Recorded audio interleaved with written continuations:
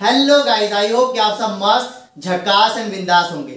और मैं उम्मीद करता हूं कि आप सभी ने प्रीवियस लेक्चर्स देख लिए होंगे।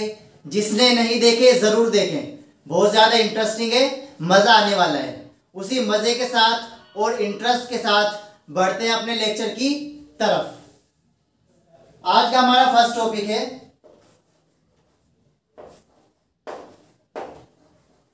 म्यूटेशनल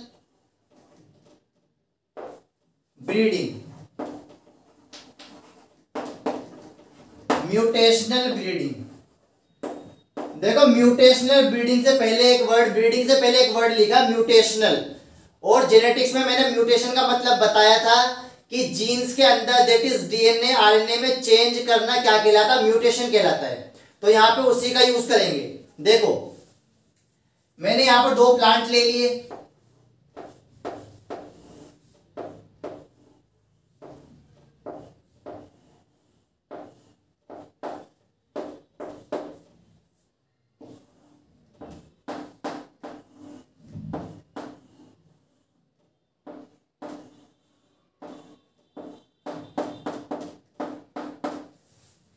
ये है प्लांट 1,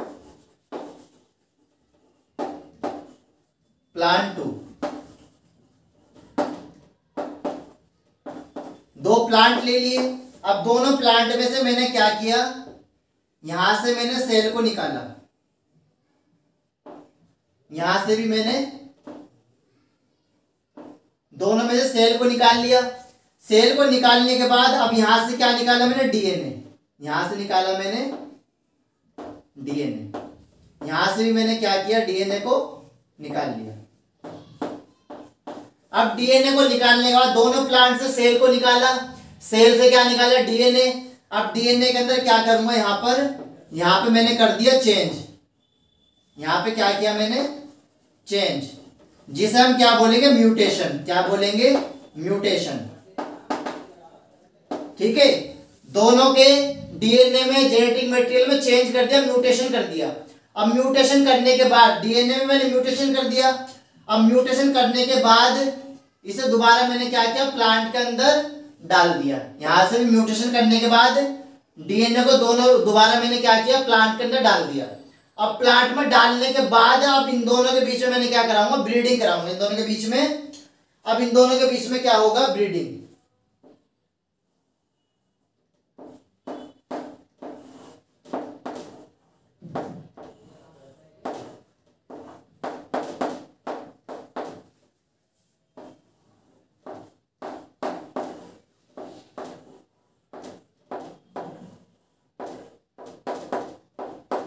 अब ये क्या है, म्यूटेटेड प्लांट। ये दोनों क्या है, ये दोनों है म्यूटेटेड प्लांट।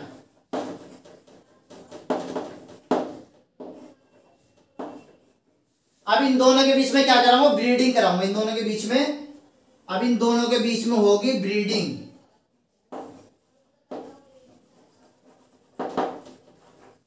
ठीक है, पहले म्यूटेशन किया, दोनों प्लांट से सेल को निकाला, सेल को निकालने के बाद जेनेटिक मटेरियल डीएनए निकालने के बाद उसमें चेंज किया, चेंज करने के बाद दोबारा ट्रांसफर कर दिया प्लांट के अंदर। अब ये प्लांट कैसा हो गया, म्यूटेटेड प्लांट, यानी कि म्यूटेशन वाला प्लांट। अब इन दोनों प्लांट के अंदर क्या करा दिया, ब्रीडिंग करा दी। इसी प्रोसेस को, ये जो पूरा प्रोसेस मैंने बताया है, इसे बोलते हैं म्यूटेशनल ब्रीडिंग। क्या बोलते हैं, म्यूटेशनल ब्रीडिंग। अब यहां पे लिखवा देता हूं मैं, देखो process of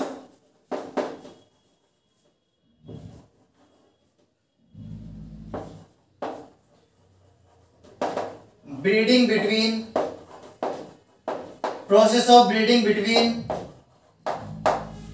two mutated plants।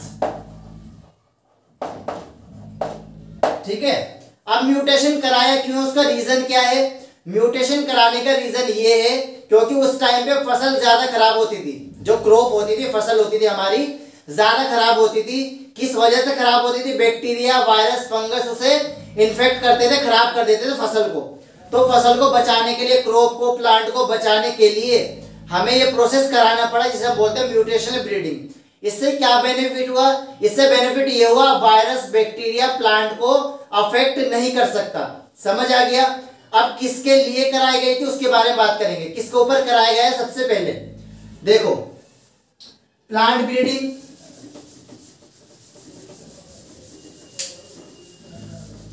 Plant breeding सबसे पहले किसमें कराई थी? मूंग being.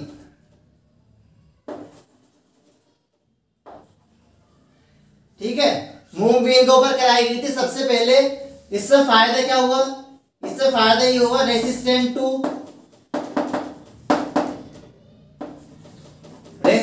To yellow mosaic virus, resistant to yellow mosaic virus and powder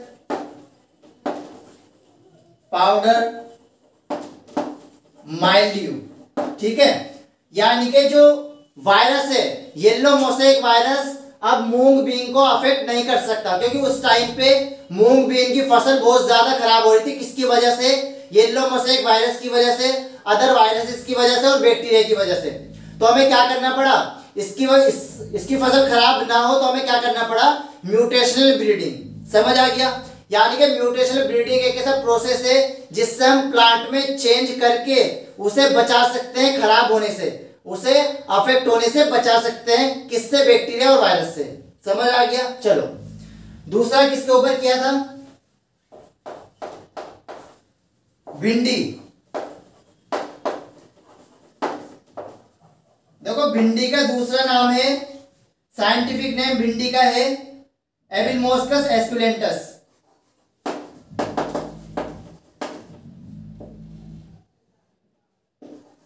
एबिलमोस्कस एस्कुलेंटस।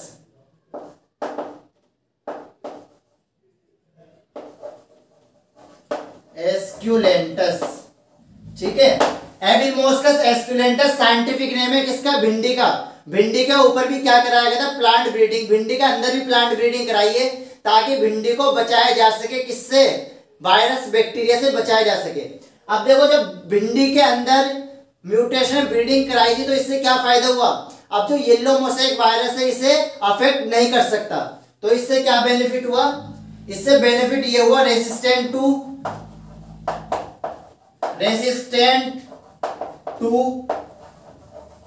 Yellow mosaic virus. Yellow mosaic virus यानी कि येलो मोसेक वायरस अब इसे अफेक्ट नहीं कर सकता, इसे खराब नहीं कर सकता। समझ आ गया? चलो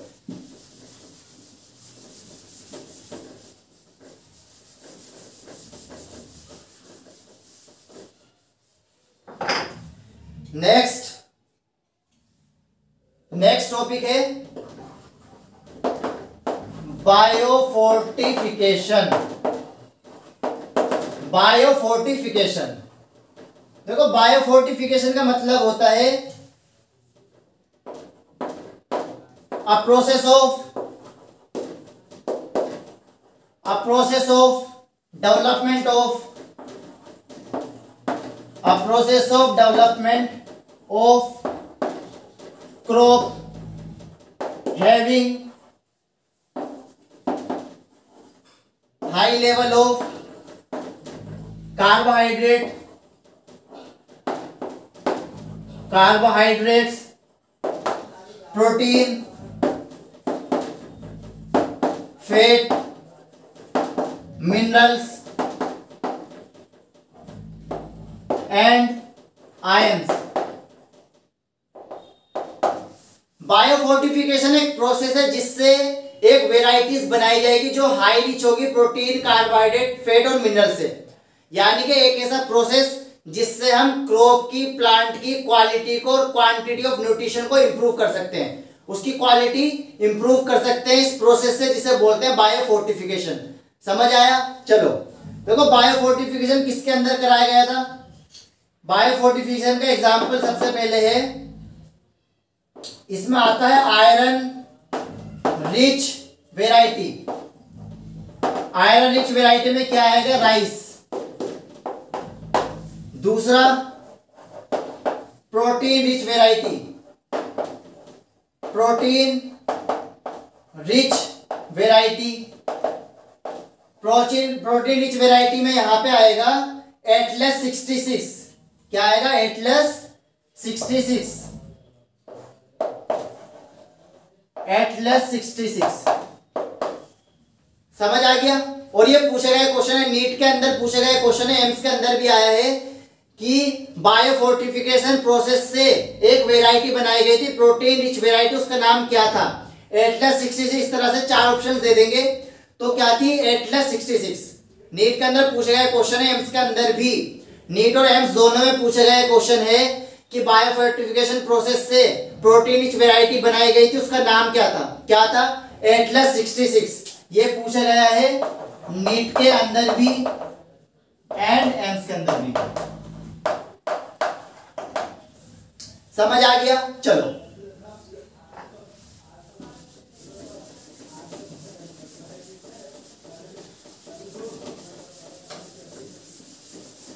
इसके बाद इंडियन एग्रीकल्चर रिसर्च इंस्टीट्यूट, इसके बाद आता है IARI, Indian agriculture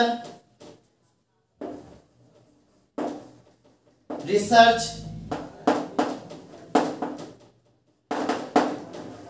institute, Indian Agriculture Research institute. देखो, इंडियन एग्रीकल्चर रिसर्च इंस्टीट्यूट ने कुछ वेराइटीज बनाई जो हाई रिच थी, विटामिन ए से, विटामिन सी से, कैल्शियम, आयरन से और प्रोटीन से। इस तरह की काफी सारी वेराइटीज बनाई थी ताकि प्रोटीन की जो क्वांटिटी है, मिनरल्स की क्वांटिटी है, वो फुलफिल की जा सके बच्चों में। क्योंकि प्रोटीन की कमी की वजह से या फिर मिनरल्स, आयरन की कमी की वजह से बहुत सारी प्रॉब्लम्स आ सकती है बॉडी के अंदर, जैसे सेल की ग्रोथ का डेवलपमेंट ना होना, बॉडी का अच्छी तरीके से डेवलपमेंट ना होना, ऐसे बहुत सारी इफेक्ट हमारी बॉडी के ऊपर आ सकते हैं। समझ आया? चलो, इंडियन एग्रीकल्चर रिसर्च इंस्टीट्यूट ने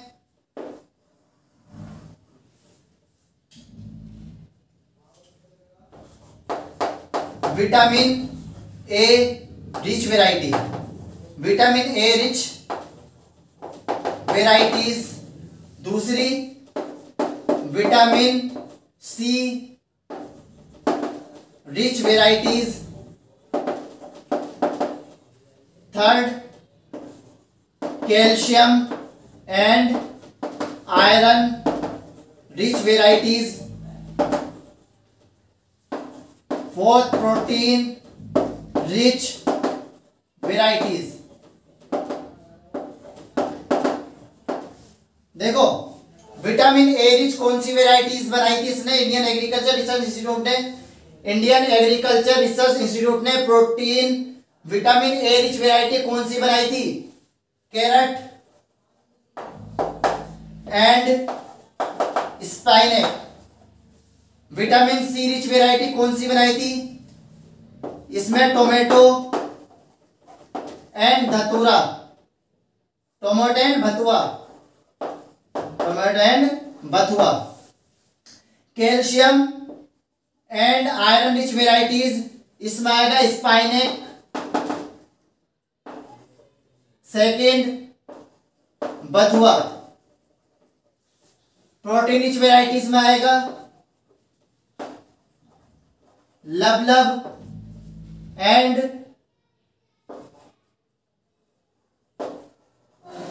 ग्राउंड पी। ठीक है, देखो, इंडियन एग्रीकल्चर रिसर्च इंस्टीट्यूट इसने कुछ वेराइटीज बनाई थी, इसमें विटामिन ए की क्वांटिटी ज्यादा है। कुछ वेराइटीज बनाई थी जिसमें विटामिन सी की क्वांटिटी ज्यादा है। कुछ वेराइटीज बनाई थी इसमें कैल्शियम और आयरन बहुत ज्यादा है, और कुछ क्वांटिटी बनाई थी जो प्रोटीन ज्यादा है। तो vitamin A rich varieties, vitamin C rich varieties, calcium iron rich varieties and protein rich varieties किसने डेवलप की थी? इंडियन एग्रीकल्चर रिसर्च इंस्टीट्यूट ने। समझ आया? विटामिन ए रिच वेराइटीज कौन कौन सी थी? कैरेट और spinach. Vitamin C rich varieties tomato and बथुआ। कैल्शियम और आयरन रिच वेराइटीज स्पाइनेक और बथुआ। और प्रोटीन रिच वेराइटीज में था लबलब एंड ग्राउंड पी। और देखो ये वाला क्वेश्चन है ना, ये लबलब लबलब, ये नीट के अंदर पूछा गया क्वेश्चन है, नीट के अंदर भी पूछा गया है और एम्स के अंदर भी ये क्वेश्चन आया हुआ है बहुत बार कि जो लबलब है वो प्रोटीन रिच वेराइटीज है, कैल्शियम आयरन रिच वेराइटीज है, विटामिन ए रिच है, विटामिन सी रिच। तो ऑप्शन दे दिए थे चार, कौन सा करेक्ट ऑप्शन था? लबलब, क्योंकि लबलब हर एनसीईआरटी के अंदर कुछ जगह पर दिया है, ठीक है। तो इसे याद रखना, लबलब किसका एग्जांपल है? प्रोटीन रिच वेराइटीज का इंडियन एग्रीकल्चर रिसर्च इंस्टीट्यूट ने डेवलप किया था। समझ आया? चलो इसके बाद हम बात करते हैं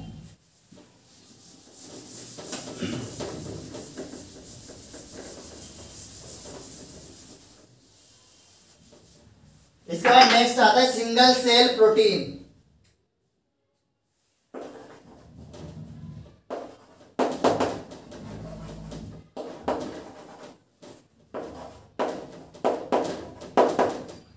सिंगल सेल प्रोटीन,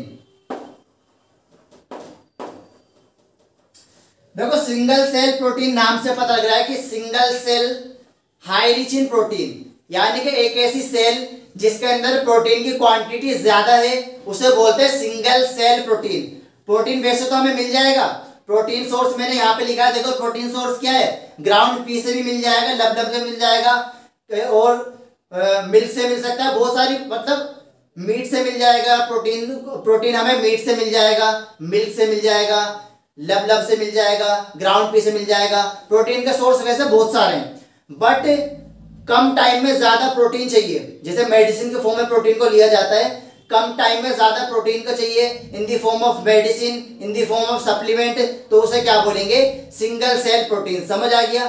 तो सिंगल सेल प्रोटीन एक अल्टरनेटिव सोर्स है जिससे प्रोटीन की क्वांटिटी को फुलफिल किया जा सकता है। जो प्रोटीन की डेफिशिएंसी होती है ना बॉडी के अंदर, उसे कम टाइम में फुलफिल किया जा सकता है, उसे बोलते हैं सिंगल सेल प्रोटीन। समझ आया? चलो single cell protein an alternative source of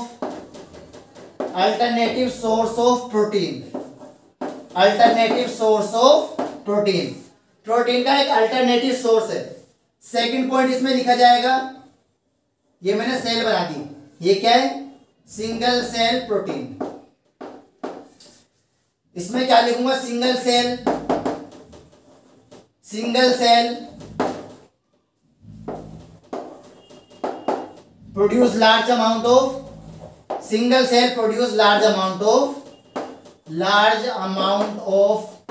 protein। Single cell produce large amount of protein, उसे बोलते हैं सिंगल सेल प्रोटीन। समझ आया? अब इसके अंदर देखो इसका एडवांटेज क्या है भाई? एडवांटेज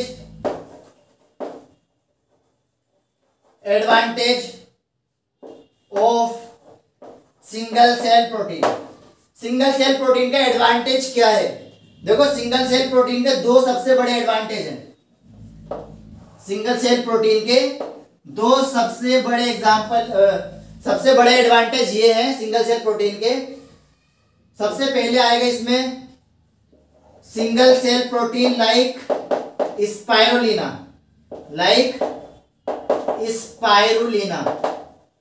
ठीक है। स्पाइरुलिना क्या है? एक माइक्रो ऑर्गेनिज्म है, माइक्रोब्स, ठीक है। स्पाइरुलिना एक माइक्रोब्स है, ये ग्रो करता है, grow in water of potato, ठीक है। जो पोटैटो है, आलू के पानी के अंदर ये आसानी से ग्रो कर जाता है। जो वेस्ट वाटर होता है ना, वेस्ट वाटर के अंदर आसानी से ग्रो कर जाता है स्पाइरुलिना। और ये क्या है? हाई रिच इन प्रोटीन, इसके अंदर प्रोटीन की क्वांटिटी ज्यादा है, तो ये क्या है? Single cell protein. Single cell protein में आता है स्पाइरुलिना, इसके अंदर प्रोटीन की क्वांटिटी बहुत ज्यादा होती है और आसानी से ये ग्रो कर जाता है waste water of the potato. आलू के गंदे पानी के अंदर भी आसानी से ग्रो कर जाता है, कम टाइम में ज्यादा ग्रो कर जाएगा। तो सबसे बड़ा एडवांटेज इसका ये है। दूसरा एडवांटेज ये है इसका, प्रोटीन के साथ साथ इसके अंदर आयरन भी होता है, कैल्शियम और कार्बोहाइड्रेट। ठीक है, प्रोटीन के साथ साथ इसके अंदर आयरन भी होता है और कैल्शियम भी होता है और कार्बोहाइड्रेट्स भी होता है। तो इसके दो सबसे बड़े एडवांटेज है सिंगल सेल प्रोटीन के। इसके और भी एग्जांपल्स है सिंगल सेल प्रोटीन के।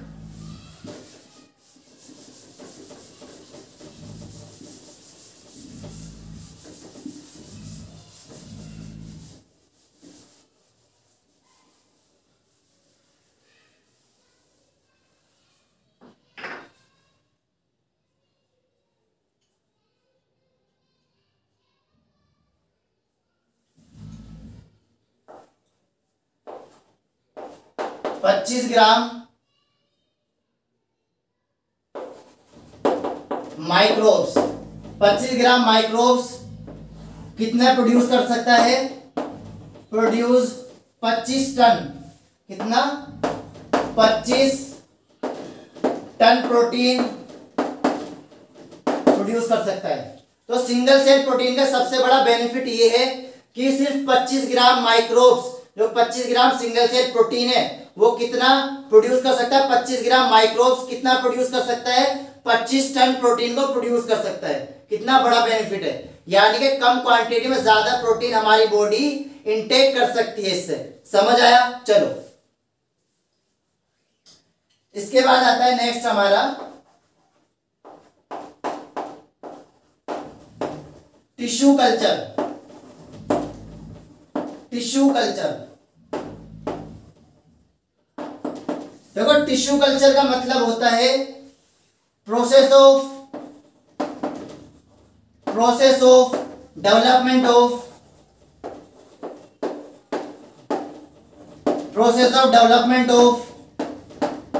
Whole plant, process of development of whole plant from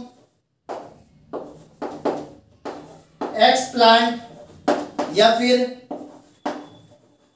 any part of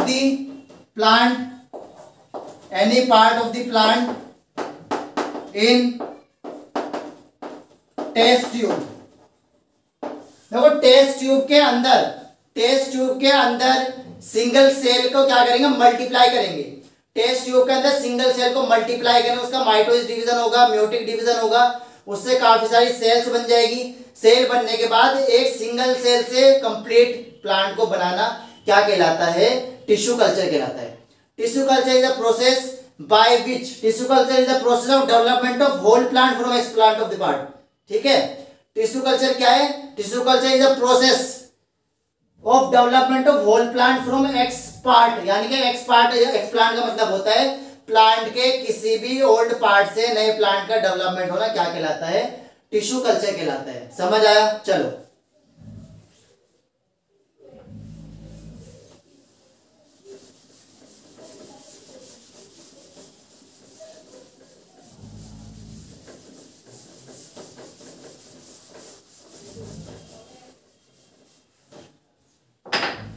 देखो टिश्यू कल्चर के अंदर मैंने क्या बताया?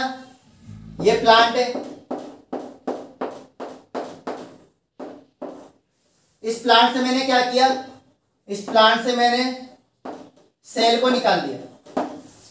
टिश्यू कल्चर में क्या बोला मैंने? एक प्रोसेस है जिसके अंदर टेस्ट ट्यूब में सेल को ले लिया जाएगा, उसमें माइटोटिक डिवीजन होगा, म्योटिक डिवीजन होगा और उससे होल प्लांट का डेवलपमेंट होगा। उससे पूरे का पूरे प्लांट का डेवलपमेंट होना क्या कहलाता है? Tissue culture. नाम से पता लगेगा, टिश्यू से पूरा कल्चर्ड करेंगे, प्लांट को बनाएंगे। ठीक है, देखो प्लांट से सेल को निकाला, ये सारी की सारी क्या है? सेल। प्लांट से सेल को निकाल लिया, सेल को निकालने के बाद इसे टेस्ट ट्यूब में डाल दिया, टेस्ट ट्यूब में डाल दिया, प्लस इसके अंदर केमिकल्स डाले। केमिकल डालने के बाद क्या होगा? सेल के अंदर डिवीजन होगा, 2 सेल 4 सेल 8 सेल, इसमें यहाँ पे डिवीजन होगा। टेस्ट ट्यूब के अंदर सेल का डिवीजन होगा। सेल का डिवीजन होने के बाद अब इन सेल से क्या करेंगे? अब ये मेरे पास क्या आ गई? सेल्स आ गई। अब इन सेल से क्या होगा, कंप्लीट प्लांट का डेवलपमेंट। ठीक है, इससे क्या होगा, कंप्लीट प्लांट का डेवलपमेंट हो गया। सेल से कंप्लीट प्लांट का डेवलपमेंट, ये क्या कहलाता है, ये पूरा का पूरा क्या है, टिश्यू कल्चर। इसे बोलते हैं हम, ये है टिश्यू कल्चर। नाम से पता लग रहा है, टिश्यू सेल, दो या दो से ज्यादा सेल मिलेगी तो टिश्यू बनेगा। तो यहां पे क्या, इससे क्या किया, न्यू प्लांट का डेवलपमेंट हो गया, तो इसे क्या बोलते हैं, टिश्यू कल्चर। समझ आया? चलो,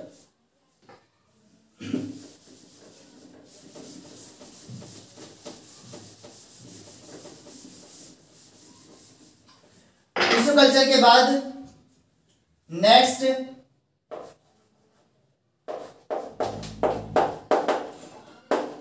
टोटिपोटेंसी। टोटिपोटेंसी देखो, टोटिपोटेंसी के अंदर, इसके अंदर the capacity of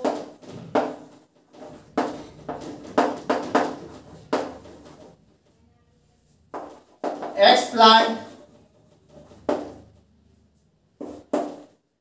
to develop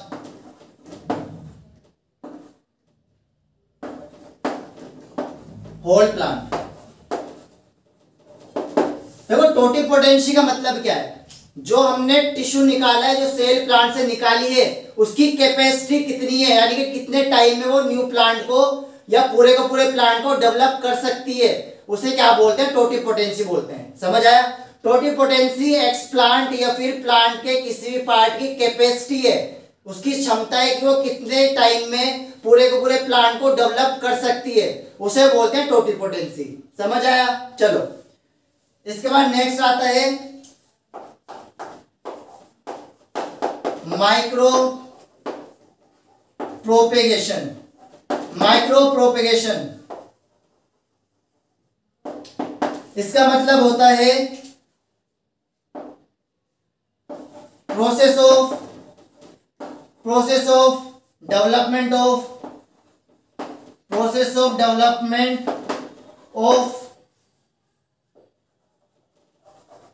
multiple plants. Process of development of multiple plants through tissue culture. Tissue culture देखो, माइक्रो प्रोपिगेशन। माइक्रो प्रोपिगेशन एक ऐसा प्रोसेस है, यानी कि माइक्रो जो प्रोपिगेशन है, माइक्रो प्रोपिगेशन में हम टिश्यू कल्चर का यूज करके बहुत सारे प्लांट का डेवलपमेंट करेंगे। तीनों में डिफरेंस समझ आ गया?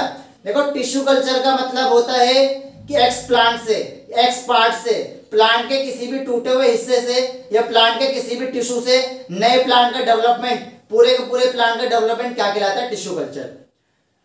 टोटिपोटेंसी, उस प्लांट के पार्ट की कैपेसिटी, कितने टाइम में वो पूरे के पूरे प्लांट को डेवलप कर सकता है, उसे बोलते हैं टोटिपोटेंसी। माइक्रो प्रोपिगेशन का मतलब होता है बहुत सारे प्लांट का डेवलपमेंट करना by tissue culture, is known as micro propagation. समझ आ गया तीनों में डिफरेंस? चलो, इसके बाद नेक्स्ट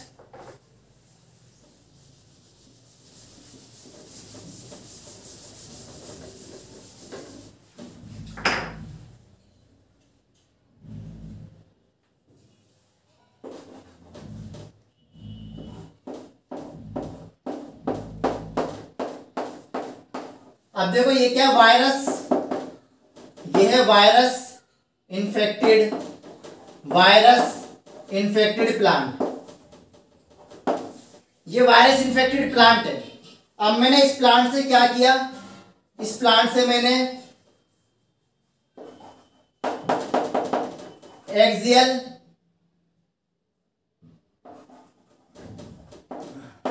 मेरिस्टेम, ये वायरस इन्फेक्टेड प्लांट है। ऐसा प्लांट जो वायरस से इन्फेक्टेड है, उस प्लांट से मैंने क्या किया, एक्सियल मेरिस्टेम को निकाल लिया। देखो, एक्सियल मेरिस्टेम वो पार्ट होता है प्लांट का जो कंटिन्यू ग्रो करता रहता है, वहां पर वायरस के इन्फेक्ट होने से कोई फर्क नहीं पड़ेगा, इस सेल को वायरस इन्फेक्ट नहीं कर सकती। जो एक्सियल मेरिस्टेम है उस पर वायरस का कोई इफेक्ट नहीं होता, क्योंकि ये सेल कंटिन्यू ग्रो करती रहती है। इसीलिए हम एक्सियल मेरिस्टेम से पूरे के पूरे प्लांट को डेवलप करेंगे, एक्सियल मेरिस्टेम से पूरे के पूरे प्लांट को डेवलप करेंगे, और जो प्लांट डेवलप होगा उसके अंदर कोई भी वायरस नहीं होगा। समझ आ गई? क्योंकि यहाँ पे जो एक्सियल मेरिस्टेम है, पूरा का पूरा प्लांट क्या है, वायरस से इन्फेक्टेड है। लेकिन इसके अंदर जो एक्सियल मेरिस्टेम है और एपिकल मेरिस्टेम है, एक्सियल और एपिकल, जो एक्सियल और एपिकल मेरिस्टेम है, वहां पर वायरस इन्फेक्ट नहीं कर सकता, क्योंकि वो सेल कंटिन्यू ग्रो कर रही है। अब मुझे चाहिए सेम ऐसा प्लांट, मैं चाहता हूं कि इस प्लांट का डेवलपमेंट दोबारा करूं। ठीक है, तो मैंने एक्सियल एपिकल मेरिस्टेम निकाल ली। अब इस मेरिस्टेम को निकालने के बाद ये आ गई मेरे पास एक्सियल एपिकल मेरिस्टेम की सेल्स। अब इन सेल को वही करूंगा टिश्यू कल्चर। यहां पे भी क्या करूंगा, टिश्यू कल्चर करके पूरे के पूरे प्लांट को यहां पे डेवलप करूंगा। ये क्या है, पूरे के पूरे प्लांट को डेवलप कर दिया, और ये क्या है, वायरस फ्री प्लांट। ये कैसा है, वायरस फ्री प्लांट। ठीक है, वायरस इन्फेक्टेड प्लांट से वायरस फ्री प्लांट का डेवलपमेंट किससे हुआ है, एक्सियल और एपिकल मेरिस्टेम। ठीक है, और ये भी कहां पूछा गया है, ये भी नीट के अंदर और एम्स के अंदर पूछे गए क्वेश्चन।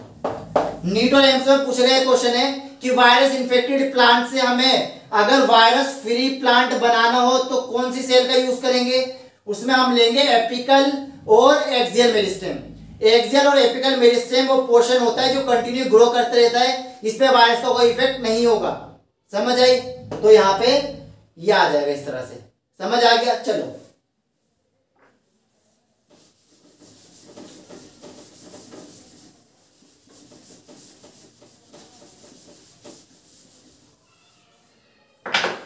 अब आता है हमारा next,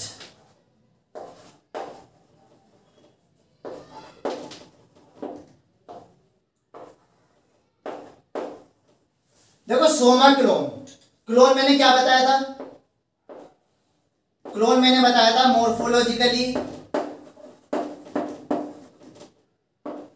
morphologically plus genetically identical. Morphologically और जेनेटिकली आइडेंटिकल को क्या बोलते हैं, क्लोन्स बोलते हैं।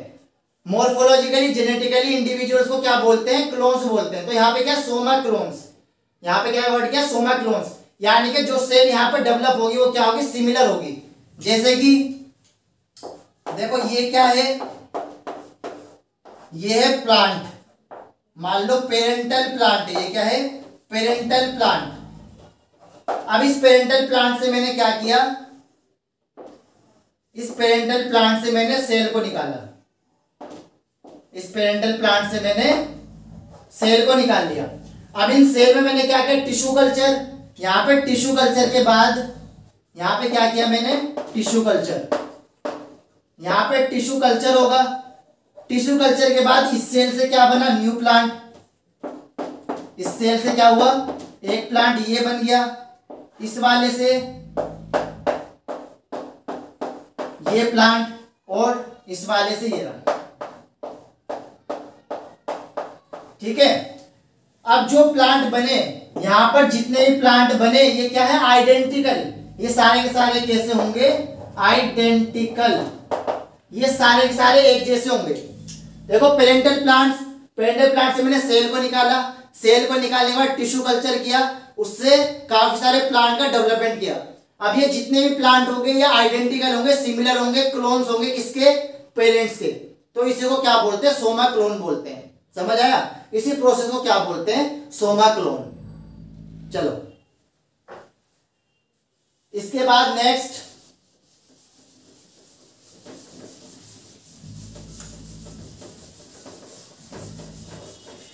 इसके बाद नेक्स्ट आता है सोमेटिक हाइब्रिडाइजेशन।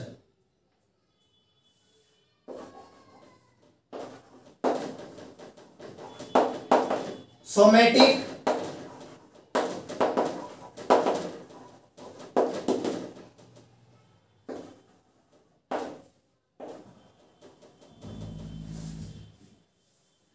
इसमें क्या है, क्रॉस या फिर hybridization between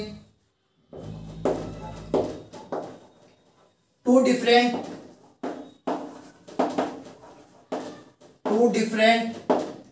varieties, hybridization between two different varieties, जैसे कि टू डिफरेंट वेराइटीज में यहां पे ले लिया मैंने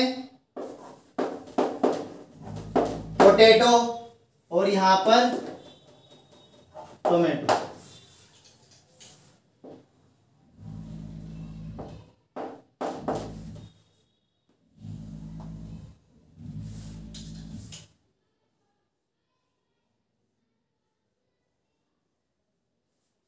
ठीक है, यहां पे पोटैटो और यहां पे टोमेटो।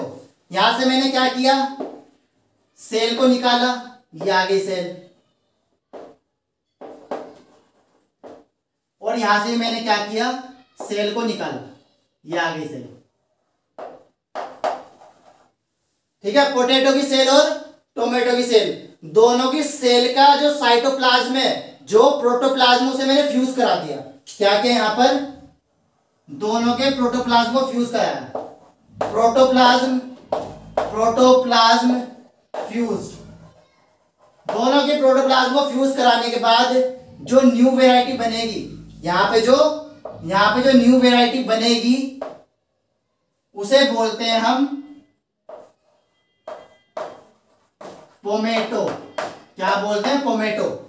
ठीक है, पोटैटो से PO ले लिया, ठीक है, और यहां से ले लिया मेटो, टोमेटो से मेटो ले लिया और पोटैटो से PO ले लिया, तो क्या बन गया, पोमेटो।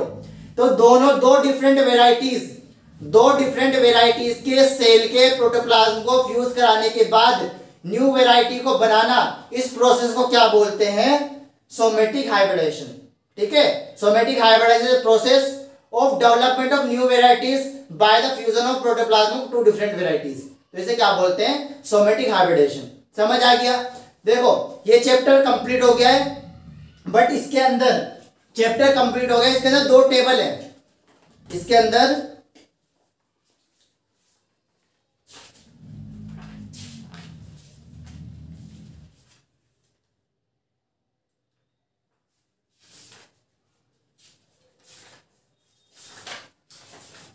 देखो चैप्टर कंप्लीट हो गया, इसके अंदर दो टेबल्स बता रहा हूं, वो बहुत ज्यादा इंपॉर्टेंट है। 174 175 पेज पे दो टेबल्स हैं, ये जो नीट के लिए प्रिपरेशन कर रहे हैं ना, उसके लिए बहुत ज्यादा जरूरी है। इसमें से काफी ज्यादा क्वेश्चंस पूछे जाते हैं इन टेबल से। ऑप्शंस में क्या देगा, हिमगिरी, इस तरह से 4 ऑप्शन दे देगा। हिमगिरी वीट की वेराइटी है, किसकी वेराइटी है, ठीक है, हिमगिरी वीट की वेराइटी है। इस तरह से ब्रासिका, कॉलीफ्लावर, काउपी, चिली। तो इसी तरीके से याद करना, टेबल को बहुत ज्यादा इंपॉर्टेंट है। एक ये वाली टेबल और एक ये वाली, पेज नंबर 175। समझ आ गया। ये दोनों की दोनों टेबल नीट के पॉइंट ऑफ व्यू से बहुत ज्यादा इंपॉर्टेंट है, बोर्ड के अंदर इसमें से ज्यादा कुछ पूछा नहीं जाता। तो आई होप कि आप सभी को ये चैप्टर मजा आया होगा, इंटरेस्टिंग लगा होगा। मिलते हैं अपने नेक्स्ट चैप्टर के साथ और नेक्स्ट लेक्चर में। All the best and God bless you.